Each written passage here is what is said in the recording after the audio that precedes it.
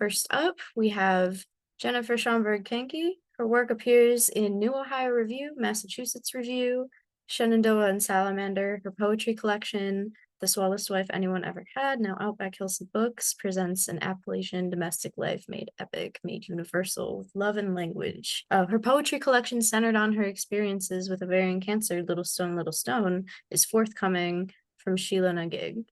She hosts the Meter Cute interview series on the Meter and Mayhem Substack and YouTube channel. She serves as a member of the board of Eninga Press. Welcome, Jennifer. I will put you in the spotlight. Excellent. Thank you. Thank you, Olivia, and thank you, Centa, for doing all the administrative work to make this happen. The book that I'm going to be reading from first, The Swellest Wife Anyone Ever Had, is basically a novel in verse where I'm telling the story based on some stories from my grandmother, but I also make some stuff up too, just to keep it a little fun. So the space that she's from, the county she's from, is called Scioto County, and it is in southern Ohio down by the Ohio River. This is called Scioto County Boom Time. There was the coke plant lit up through the night with its dull yellow sky from the benzene-packed air and its cancerous paychecks for veterans and farm boys. 1,000 jobs they were lost in a year as the blast furnace shuttered its doors and the open hearth followed in time to make space for the vacuum. 30% of New Boston's school budget had turned into vapor as Ivy-trained men were selling the land and equipment like nothing. Then someone cleaned it enough for a Walmart, for Oxy and pill mills, singing loud hillbilly elegies just for political benefit. See, to the tourists getting away from Columbus through hollers of chip and seal, gravel roads named for my people that lead to the forest chartreuse with the riots of sassafras, oak, and young buckeyes. Skimmers are feasting in slow-moving cricks as the dragonfly naiads head for the silt or what shelter they find in and under shale bridges or limestone deposits, remains of the Ordovician boom times.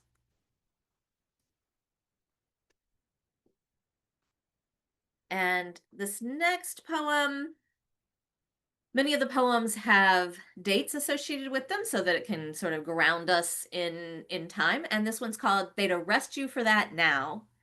And it's in 1936. And my grandfather is in this poem, and you'll just have to figure out as we go along which one he is. Triumph or disaster, the same to them. Something to do in the season after the haying was done, but before the seeds were put in. Elsie, the driver, would let them all tie their wood sleds to the back of his bumper. He flung the wild boys from one side of the street to the other. Grins on their faces and snow in their boots as the onlookers hooted and hollered. They were tow-headed kings of Main Street, adrenaline junkies, nothing to lose but an afternoon and their lives, which they thought a fair trade, for a moment of stardom, a flash of bright steel as they flew through the town. But at the front of the bus there was one girl who paid them no mind. She sat talking at length to the boy from the county home. No parents, no future, past, forgotten. Her father would flip his respectable lid if he knew about this, if he knew of the way her mind whirled when the boy mentioned anything found in the Song of Songs, especially lilies among the thorns, especially bosoms and lips, and bosoms and lips, and oh, lips.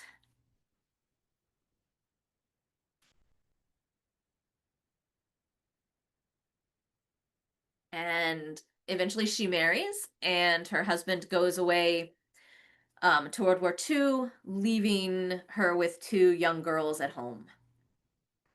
This is called Quiet Secrets in Wartime, 1945.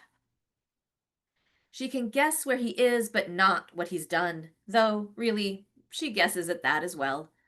He's told her enough of the socks wet with mud, the darkness of caves, and the cheers, like at ball games up home, as another man's brought to his death. Her secret seems small when compared to his. The girl's hair left in rats for a week, sometimes more, while she helped plant the seeds in neat rows with her dad. For a time she was nobody's mother or wife. She couldn't control the wind or the rain. She couldn't control the price, except for grain. All she could do was dig up the land good and soft, making sure all the rocks were moved out, making sure all the roots had some space for themselves.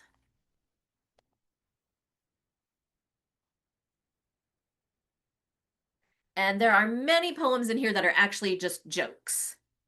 They are absolutely jokes. Many of them are based on things that my grandfather told. And so this one is about a time that he says he reached into a cave. He was in the South Pacific looking for snipers. He was going along caves and ridges, and he put his hand in and he reached and touched someone else's hand. And then he made eye contact with them and kind of went and backed out of the cave and didn't tell anybody about what had happened until he got home. Um, or he told his commanding officer, but he didn't. Anyway, to the joke. It's called That Leroy is Such a Card, and it's the second one in that series. We're in 1945 still. When his commanding officer asked if he'd let the enemy get away, well, no, he didn't get away, but I sure enough did.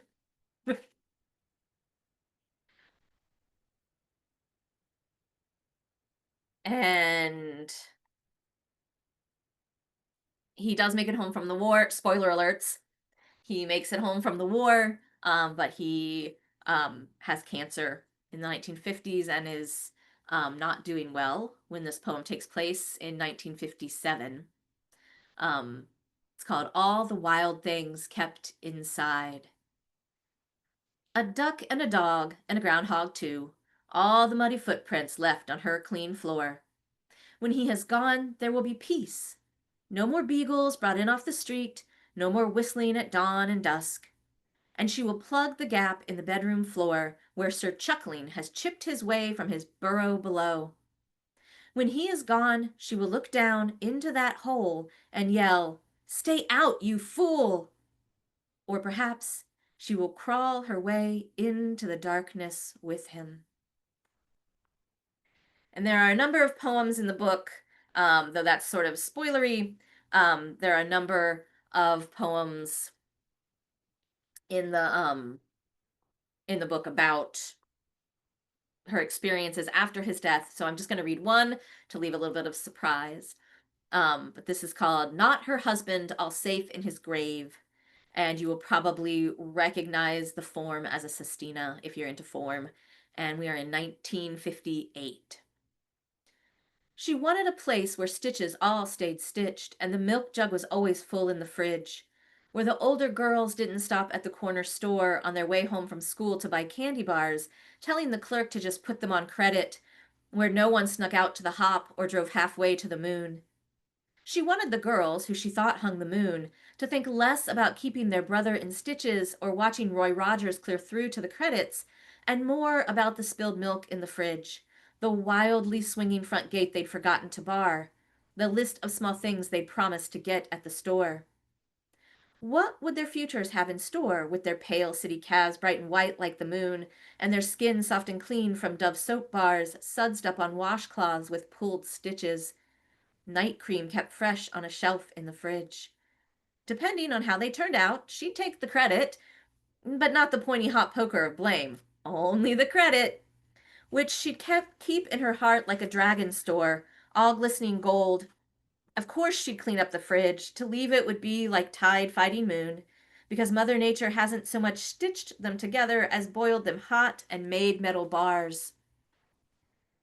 And what can you buy with the gold bars of housework and keeping done without credit, of pink party dresses and majorette uniforms stitched on her singer, because to buy from the store was as unthinkable as reaching the skin of the moon, as elusive as a fully stocked fridge? Who else would clean the spill in the fridge? Not the boy in his shirt with the red and white bars, not the baby in her romper covered with stars and with moons, not the teenagers with their jejune views on credit, not the clerk down at Uncle Raymond's store. Only her between the ironing and hymns that needed stitched. At night, the hum of the fridge sings a song to her credit. Its electric 8-bar melody shakes but can't take the store of bright moon dust held to her soul. good and stitched. And I'm going to read one more from this because since I did a sestina, and I know we have many people here interested in form, I'm going to read one that's a really intricate form that I hope that some of you recognize. It's a very refined and lovely form, and this is called Best Behave Now 2, and we're in 1988. There once was a woman from Scioto who rode to church in a Toyota. With her best frenemy, she gossiped with glee and prayed that the Lord would forgive her. And those are my ones from The Swellest Wife Anyone Ever Had. That is out from Kelsey. And I'm going to read two poems that are from my upcoming book that's coming out next fall in September, during Ovarian Cancer Month, which is September. And it's a combination of poems about my experiences with ovarian cancer, but then also poems that honor other women who have had ovarian cancer. And the one I'm going to read for you all is for Judy Tenuta, who was a comedian very popular in the 90s. She had a thing called Women of the Night, where she got together like Ellen DeGeneres, Paula Poundstone, and just had a really great show. Was nominated for some Grammys, won some awards. She was also a little bit blue. And so some of the poems, some of the words in here are direct quotes that have to do with her show. I will try to do them in the Judy Tenuta voice, but that's a little hard. She's from Chicago and she really played it up when she was going for the jokes. So this is called The Love Goddess Protects Us All for Judy Tenuta, American comedian, 1949 to 2022. And there's an epigraph from her long-term partner, Vern, during one of her celebrations of life at the Hollywood Museum. The rain had gone away, and he said, "We all thank Judy for stopping the rain today." We all thank Judy on the days she stops the rain from coming down on our heads. The days she sees what's going on and says, "Don't worry, little virgins. I've got you under my wig." And then she sprinkles green glitter eyeshadow over the land to make the drag queens grow. We all thank Judy on the days she stops a congressman from voting like a damnable fool. She hovers close to his ear and gets her accordion to let out a mournful, reedy honk each time he starts to think a hateful thought. The love goddess is working aversion training magic and doing her best from beyond. We all thank Judy on the days she stops our cancers from coming back. How she sees a single cell getting a little too rowdy in there and yells, "Hey, honk, cut it out, pig." And it listens to her because it knows she'll kick its ass with her delicate little feet if it doesn't. What? It could happen. My Judy Tenuta is not very good. Hopefully by the time the book comes out, I will get that. I'll get it better. I'm gonna work on that. There's also a short film about her life. That Taylor Blackwell has made, and um it has Alan Tudyk in it and a couple other good folks. You can find some clips on YouTube, but hopefully that will also be in distribution sometime soon. It's coming out, like, it's been at some festivals. And my final poem is one that's about my own life. It's called Years After Chemo. I Wonder If I Should Just Shut Up About It Already. I'm sick of my own stories. Tales I can't imagine anyone will want to hear, for very long at least.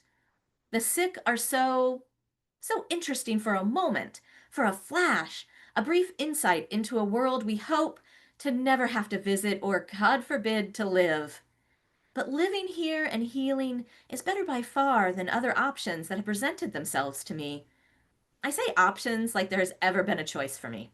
Like curiosity and stubbornness aren't multiplying daily somewhere deep, aren't holding to my soul like creeping beggarweed flowers turn to seed in the fall, just hitching a ride to the next grand adventure, to the next fertile ground, hoping to find good, loose loam, and not packed clay hardening to stone under pressure, hoping that any of that will make a difference. Thank you all for listening.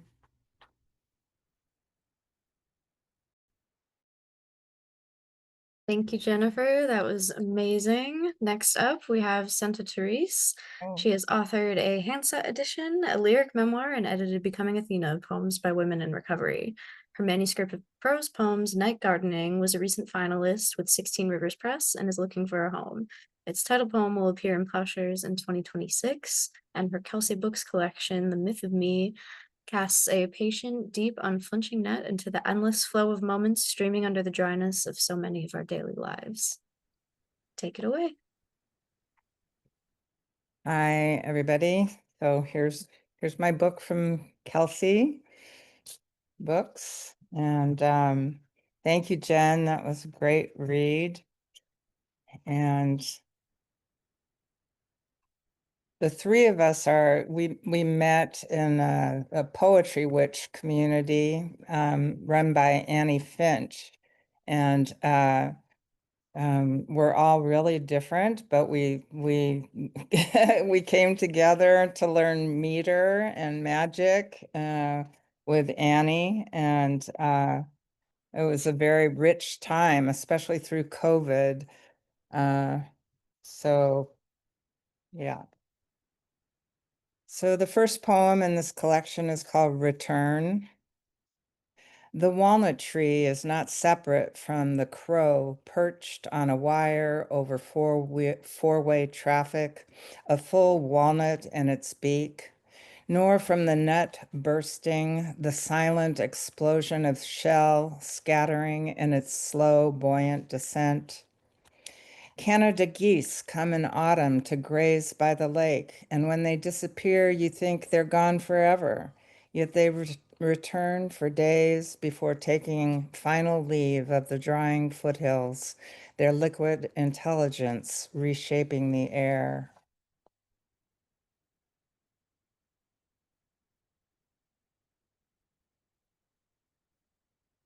On page 48. Early light. Along the sleepy edge of the pond, furled spirals of red-orange poppies blaze as I cross the shade and am suddenly placed. When the world that never left opens, I emerge from the hanging leaves, startled by the hawk's cry. In the water, 7 turtles float, as if they had always been there, only now do I see their fertile display.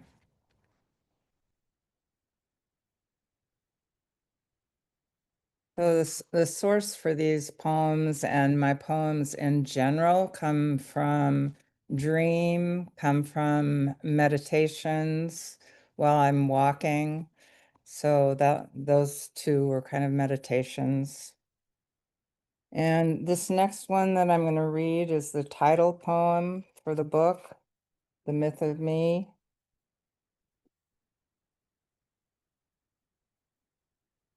I no longer run from men who want me dead or leap through windows shattering glass. No tidal waves wash over me, no more veering off radical cliffs and out of control cars. Now, when I cross a man who's drunk or bluffing, I grab his buck knife. Now, I make heroic dives into green pools of crime, swim through cattails past sleeping bullfrogs. Undistracted by the unbroken monologue of the phantom lifeguard, I rise from the slippery algae. I may be only a cartoon hero who's called to dematerialize evil, zapping the villain with the black hook mustache by insight alone. And you might find me in the darkest sky, hovering above an urban alleyway, noting a tenant's disgruntled worship of their faltering plumbing. I imagine there will always be situations like this worthy of my intervention.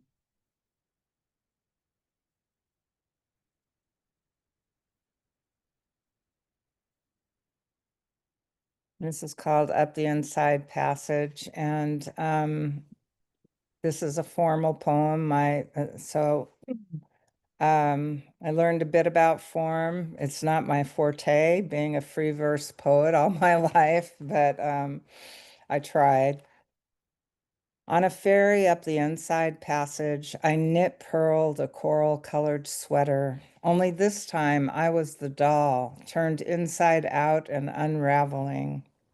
Alert for clues of salvation, I sailed north, carrying keys with a jingle of little note. Only I was the doll turned inside and unraveling. Even so, I was amazed to find myself nowhere. I had to get my money back to anchor these buckling bones. Ashamed by my lack of self-dominion, yet a premonition told me to run as fast as I could from the thief, whose secret revealed itself only after I'd signed the paperwork, when he extended his hook for hand for me to shake. Hearing keys with a jingle of little note, I had to get my money back. Alert for clues of salvation, I sailed north. But the merit came too late. On a ferry up the inside passage, I knit purled a coral-colored sweater, determined to get my money back for anchoring these buckling bones. Before.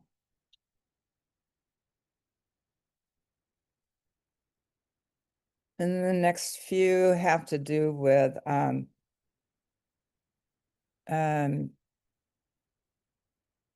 death. Found object. After lunch at Carmen's, we walked the dogs at the graveyard. The subject arose as to how we wanted to be packaged for the hereafter. I said I'd rather be burned than buried, though I haven't given it much thought. The how of it changes for me every year, you said. We both agreed that bodies need a means of disposal. Veering off path to inspect a stone, I spotted a pristine black and white striped feather, seemingly placed there for my eyes only, rested in the dry brown leaves. I said, from a pileated woodpecker, I suspect. Strange, they don't typically give up their feathers, you said. We agreed it was a lucky find, auspicious. We walked on amongst the old stones and their sunken stories, around thick sculpted granite, blocks shrouded in thousand-year-old lichen covering the chiseled text of names.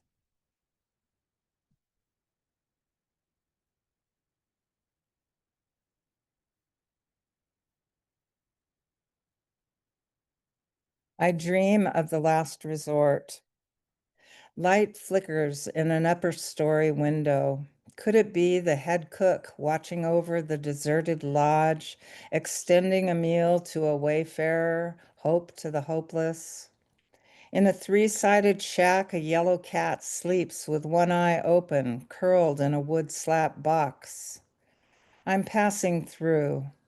Though something tells me this is my piece of earth, my body, my gray-green bark, my sloping armature, my tangled overgrowth, my circling murky eddy at the passage to the delta, where I'll swim upstream one day like the salmon, join ancestors as the sun drops out of sight.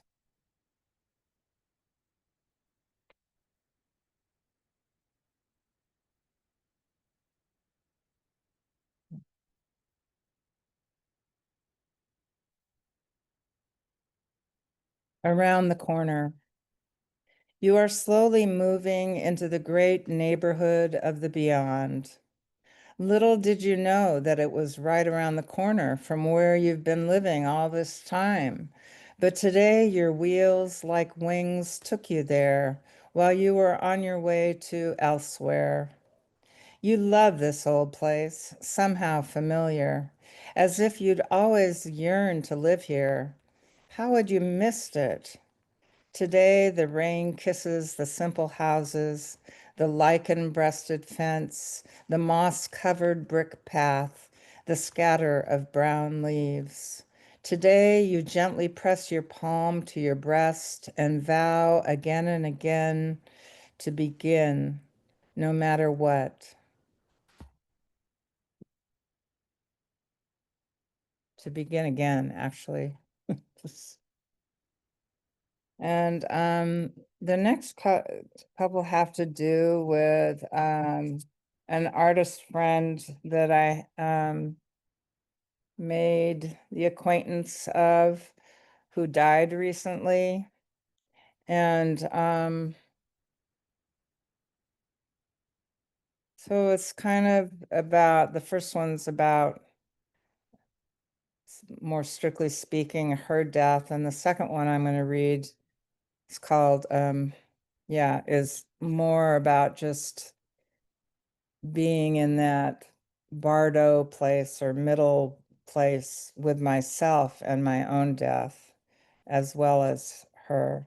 So anyway, wire bird. She was an artist and she made these, one of the things that she did was make these birds out of wire. She would just crumple the wire together and shape them into birds flying.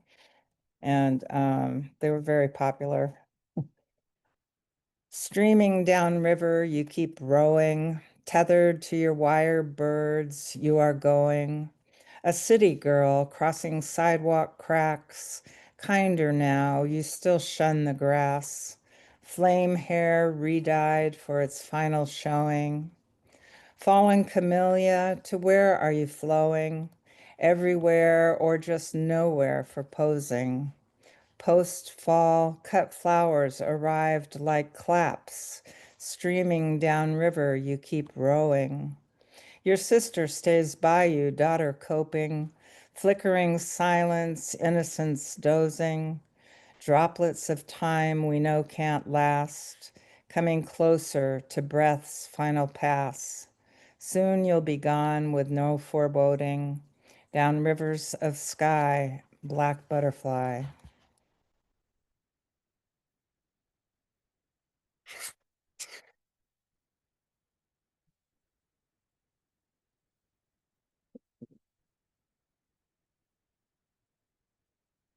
This one's called Bardot. You are brave enough to live your dying. Everyone sends flowers as if you're already gone. Choiceless, there is only waiting, like a swan whose neck is listening, or a stark silence gazing at grass blades. I recall my first yellow cat, now wishing time wouldn't run out. What light are you bleeding toward? In the grammar of omission, the bad man flies off. Nobody gets free without breaking. My long gestating heart still fidgets. This swan's neck is a fountain's cast stone. Called to task for all I should know, beyond just getting old and my gold yellow cat. What name did your flame red hair never reveal? Unraveling the pattern's secret sensibility. Eyes with whole bodies inside them. Unsung birds are an invitation, a mixed revelation. What must die for me to live? Asks the stone wrapped in ode. My cat licks the rain from her paw. Call me old enough to know. Learning comes in spirals like it doesn't show. Silence before dawn, then the drumming of water. I am an animal with no name. Song is the shadow hearing of sound. Death is in the room. The river shrinks under duress. Unraveling, the pattern is a mixed revelation. The moon, a stone wrapped in cloud. Pink carnival tissue floats in a petri dish of lost connection.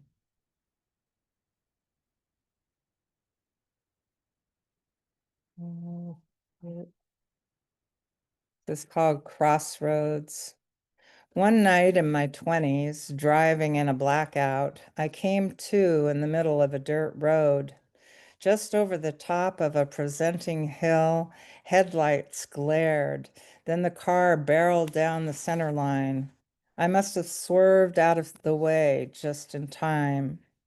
These days, I pedal a Townie electric, a remake of the old commuter bike with its voluminous air-filled tires, wire basket, curved handlebars, a spirit bell, and a wide seat for my wide ass. If I ever again get lost after the sun goes down, I have one gleaming bulb that crowns my front wheel, its bright, moonish beam ever prepared to fan back the ubiquitous edge of night. Though some days echo that old dark despair, this feathery light I ride into, I choose to call a guiding one, flickering at the crossroads, yet obstinately my own. How are we doing on time? I just have one short. Go ahead. All the world. Chalk rose light, dusk waits for me. Straw grasses wait. Oak, firmly rooted, waits. Pond, train full of lumber, evening sparrow, all wait for me to arrive. Spotted cow, steeples of flickering aspen, rickety barns on the mauve blue hillside, all they want is what they have. Eucalyptus, angelic choir, darkening sky, morning bridge, anyone's cry. All the world asks of me to enter. That's it. Wonderful and moving. Thank you. Up next, we have Kim Malinowski, followed by a Q&A period. Kim Malinowski is a lover of words. She's the author of 5 books and writes because the alternative is unthinkable. In her book with her Kelsey Books collection, Reverberations, Malinowski delivers precise images, both disturbing and intimate, yet she keeps us at arm's length as the voice of the narrator is handed over to various speakers from the past. Thank you. And thank you, Centa, and thank you, Jen. I really appreciate being invited to do this. I'm showing our books. So this is Reverberations. The photo that's on the cover is by Brian S. Smith. And Walgreens always wants you at the wrong time. That's all I gotta say. Okay. By Brian C. Smith. And then I also have to thank where I am at Strobe Apothecary. They were kind enough to let me use their room. The titles are in Polish, German, Russian, and English. And to be fair, I only speak English, so I'm going to be translating. So the beginning of this, it's World War II, invasion. It was September 1st, 1939, when the Germans invaded the border. We huddled around the radio, waiting for our favorite program, when the alert went out. The first week, we heard how brave the military was, how the men were in high spirits and sure to win. And then the Russians entered from the east, the defeats mounted. The borders closed. September 28th, 1939, Warsaw fell. Few units held out until October. And this is also a verse novel, so it goes between the present and then also deals with the past. So this is Artifacts. It didn't tell me. Books hinted at it, told me dates, places. There are yellowing family pictures, a woman in a gray shawl, a man in a long coat, strangers. I don't know their real names. They fled Poland, survived. Generations later, I have questions only the dead can answer. Transecting. We don't talk about it because we are ashamed. We just haven't decided why yet. We're ashamed of being illegal, guilty because we didn't stay and suffer. The silence is a clinging presence. Every time I mention war, family, my father cries. How can I remember if I'm not told the stories? This is what I know. My great uncle gave my great grandfather his passport so that he could escape Poland. My great uncle sailed to Canada. He walked and hitchhiked through the countryside, snuck into America. He met back up with my great grandfather in Pittsburgh. My great aunt was tattooed in a concentration camp. This is all that I know. I'll skip forward just a bit. I'm trying to get like one that I love. This was previously published in War, Literature, and the Arts. Great uncle. Glenn was a digger, a tunneler. He was good at what he did, enjoyed it even. He was wounded 3 times and kept going back. He liked the monotony. It allowed him to think, to hear the music in his head. He was a group's listener because he had perfect pitch. Each bomb's whine was just a little bit different, enough to bet his life on. He wasn't wrong those 3 times, just unlucky. He loved the dirt, the coarseness of it, the subtlety of texture. He crawled inch by inch in the darkness, dirt pressing on all sides, barely contained explosions, causing dirt to shift. His heart beat louder than the thundering above him. Enemy voices echoed in nearby shafts, vibrations faint but distinct. Everything was muted. Reality seemed damp and distorted. After the war, he wasn't the same. He painted the inside of airplane wings, each layer 3 millimeters thick, yellow, without smudge marks or imperfections. No creativity or variation. Inside, the wing was comforting, like the tunnels, quiet. I think I will do 2 more. This is like a funny one. It's called Pride. It's in Russian in the book.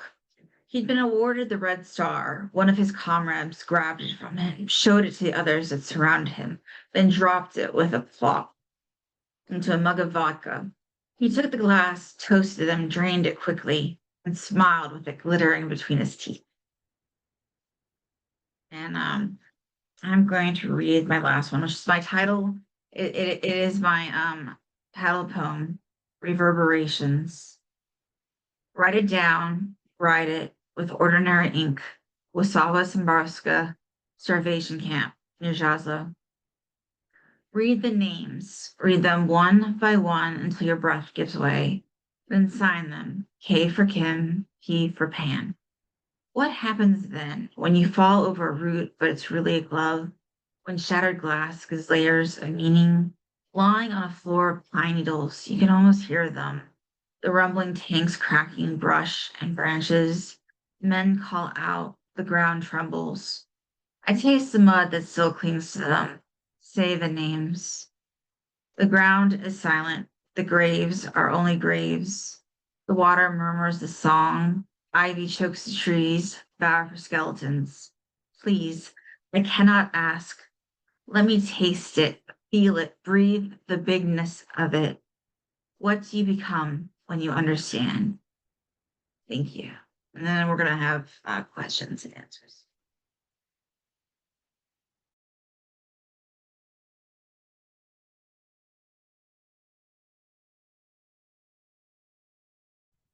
Okay, it's still me. Okay, I don't have to continue on. I was going to have, we're doing the questions. Well, I have a question for you, Yes, Kim. yes, please do. Um, so Reverberations, you said, is a novel, a verse novel. Mm-hmm. So, well, I have a bunch of questions about that, Great. which I find very interesting. Did you like make that up, or and how No. many poems or how many verses, if you will, create the whole package? How many do I have? I usually aim between 30 and 45. I'm not sure Okay. exactly what's in here. Okay. So I always like structure it in the very beginning. I have like 4 verse novels and 3 on the way. So so it's like you have your anchor beginning, your anchor end, and you sort of like your anchor middle. And usually I have 2 sets of characters. Usually there's like a more modern day that's going through, and usually more of a in the past. It doesn't have to be that way. Some of mine don't. But having that contrast helps if you're doing your first one, like, or at least like a duality, you know, of voices. It helps to have echo, and it's fun how they link together. some link together more than others in other verse novels that I have. This one, they're semi-linked, I would say, where you have like a person that's exploring. Each one of the titles is with archaeology terms, so you know it's like the modern day. It's one that's definitely in English, and yeah, I don't know if I answered your question or not, but Yeah, you no did. fault. It's very interesting. My other question about it is you mentioned like German, Polish, Russian. Do you speak, number one, do you speak all those languages? Um, are there whole poems or whole verses that are in those languages, or is it just the titles or the headings? It is just the titles and headings. Okay. And originally, it was my MFA thesis. So what it wound up being was that I was told that I had to have both. Um, I didn't want titles in the first place. So I played with it this time, trying to figure out like, what I wanted. So I have all the translations in the end, and then everything you know who is like speaking almost or who it's about by what language the title is in. Cool. Yeah, so like, you know, like the Russians with the red star, it is in Russian that I cannot say or read. So, Right. Um, what you said before about how you structured the book, the verse novel, kind of reminds me like a sonnet crown. You know, you've got your two anchors, you know, you've got your first one and your last one, and then in the middle is what you sort of fill in the blanks. I think it's very, very interesting and very unique. Thank you. oh, absolutely. And it's lots of fun. So I suggest trying it, even if it's on a small scale. You know, like just have like a sequence. It is like the best. I love it. Thank you. Yeah. Mhm. Mhm. And please ask Jen and Centa questions. Yeah.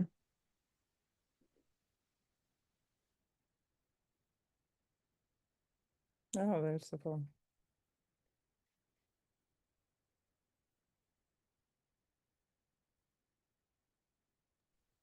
Jen, you also have a verse novel. So do you have a different technique? Um, I think for me, I was using the verse novel as a way to kind of get out of my own story to a certain extent. Um, that I like you, it actually came from my dissertation, but originally the dissertation was the story of my grandmother and depression and her as a selkie, using that as a symbol for depression. Um, and then had some challenges with my major professor who was like, you don't want to be known as the selkie poet. Um, and it's like, okay, so I'm just not gonna be known at all. That's fine, right? Like, but so I ended up many years later, it was almost I graduated in 2015 with my PhD, and the book didn't come out until 2024. So it was 9 years before the book came out, and it really was only after getting in with Annie and learning the meter stuff that I was like, oh, this changes everything. But my basic thing was going chronologically and wanting to tell the story of how she had a boyfriend in high school and how that didn't work, and then how she got with my grandfather, and they were very different people. So not a lot of the modern stuff.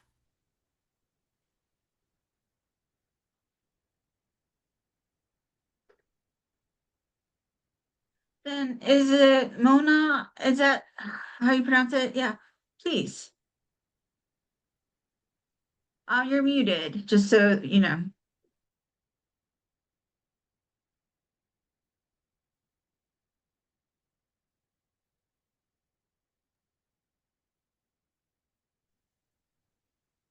There we go. I started this on my phone outside, and so anyway, Cinta, I loved hearing your poems about being older and death. I lost a friend who was an artist just a few days ago, and I wrote a poem about that also. That was really touching. Um, And yes, I have wanted to write a novel in verse. Do they always have to have titles? I was wondering that.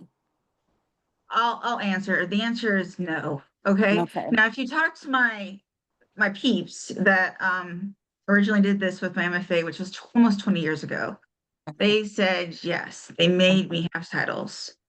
They can have numbers if you are really, really like concerned about order. Numbers work well. Otherwise, you don't have to. You can just have like the voices bleed together. And like it's just like I look at it as one poem is like a chapter, you know? So it's like a condensed into like one, you know, everything that Right. happens. And then I have it, they're sort of stacked, and it's a Yeah. lot easier to look at it visually that way. Yeah. And so you Yeah. don't have to. Yeah. I'm going to consider doing that, I think. But yeah, I'm going to look for your work and Centa's work. I really enjoyed hearing what I did. I tuned in late, sorry, about a quarter after. So I'm sorry I missed Jen, but I'll try to catch the recording. So thank you. Thank you. Now, if I can figure out how to mute myself. It is a challenge, I admit. Yeah, on the phone it is.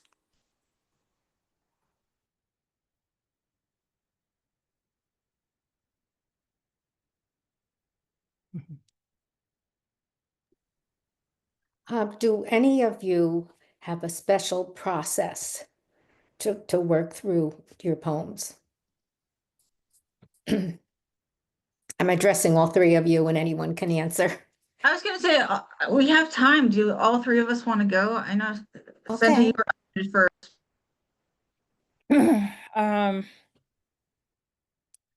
I'm a pretty intuitive writer, so it's more like having a starting point, and the starting point could be an image or a sensation or a dream, or meditation. And usually I don't know where, I don't have an ending or anything like that. I just follow the thread. So that's just me. Um, for my process, I tend to when I get the best writing earliest, I guess is the way to put that. Um, I will write in prose. I'll sort of like pick some topic that I want to write about, and then I write in prose, take a break, like for 10 minutes, take a break, write in prose again about something that feels related to me. And then I do like 10 to 15 minutes of what Annie Finch calls in rhythming, which is where you pick a poem that you want to write in the rhythm of and you read it out loud for 10 or 15, I say 15 to 20 really is the sweet spot. um but sometimes I'm not that patient and I'm just like, okay, 10 minutes is good enough, let me go. um and then I dig in and try to write a poem based on whatever is in my mind at that point. And I feel like between kind of journaling in prose about the topic and doing the enrhythming, I feel like I'm getting out all of that. I'm not type A, but I am a very organized person, which sometimes isn't great for my art. And so I feel like I get all that out. I get all that intentionality out. I get all that stuff out and just see what comes. Um, and I have a Substack blog for Meteor and Mayhem, and which I think we've got one for Centa. We've got Kim is on one, Mona actually as well, where I come up with writing prompts based on that structure that works with their work too. And for me, that's when I really get my good stuff. I also like to call the corners beforehand and kind of call on the energies around me to see if they've got anything good to add. Sometimes they do, sometimes they don't. But yeah, that's what I do when I get my best stuff. What do you I- mean by call the corners? Is that what you said, Jennifer? What is that? So calling the corners is getting in touch with the energies of the sort of 4 different elements in the world. So getting in touch with the earth, the air, the water, and the fire. And I have sort of a little saying that I do, a little invocation that I do, and I go around, and then I always say, like, may my work be seen by all who feel seen by my work, and may I write with honesty and compassion, because those are some things that I think I struggle with, that I tend to err in compassion and don't talk about the things that are really real to my life. And I think there's a way that I can be true to my story um and still kind. And so I kind of ask the world to kind of help me along with that.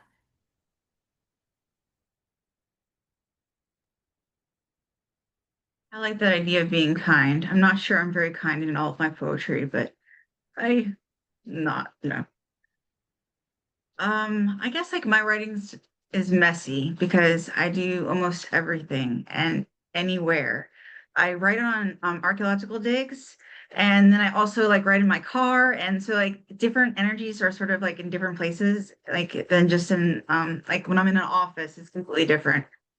So if I'm in like office setting, I use like colored pens, and especially if I'm feeling I hear a lot right now on Facebook about writer's block and like writer's anxiety. So then when I'm having like that moment, I bring out like colored pens and colored paper and everything. But like if I'm like using like words, I mean like all poems use words, but like if I'm using something archaeological, which is what I've been playing with lately. So if I use word lithics, which just means it's a fancy way of saying rocks, if I use like that word and like and make it into a metaphor, then like it's like that sort of like play, it's like it's putting together a puzzle.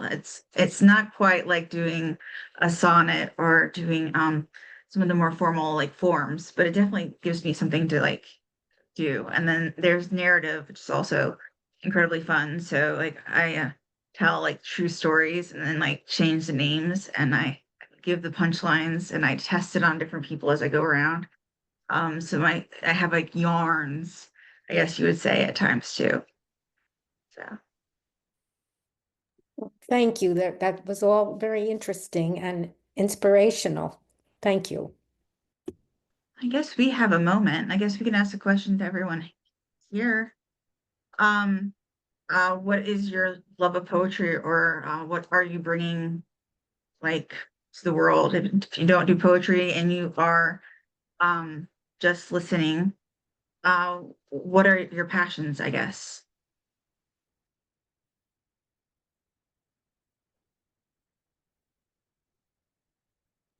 Um, my passion is writing about nature and the human condition.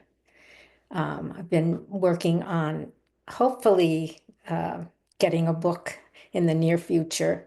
But I find I have to revise. I do a lot of revisions. I don't know about any of you, but I find that I really need to take a lot of time and put it aside and then, um, revisit it. And I'm finally coming up with what I intend to do. So that's really about it. Thank you. That sounds terrific. We didn't really talk about revising. I used to do it and I would do like layers and layers and layers, and I would get sort of almost obsessive about it. And I found that now I sort of like whip them off, like our especially political poetry, because like the news cycle is so fast. I find that I'm not even like publishing in journals anymore. I'm just like tagging random people. So I don't know. I feel like as like the world sort of changes, I'm finding that writing changes too, and sort of that revision process. So I might have to go back to, the steadiness of the revision. So thank you. Shout it out, Mona. I think I figured out how to mute and unmute myself on my phone. Um, Unlike Jen, I am brutally honest about myself. She'll tell you that in my poetry. And I try to be nice. I try to be kind when I write about other subjects. I hope I am. But I am brutally honest about myself in my work. It's helped me deal with trauma. So I didn't use it to deal with trauma, but I think it proved to myself that I did deal with the trauma. That is more what I mean. So, yeah, thank you. That's wonderful. Don't mute yet. I have a question back. Does that make your work feel like more authentic, do you think?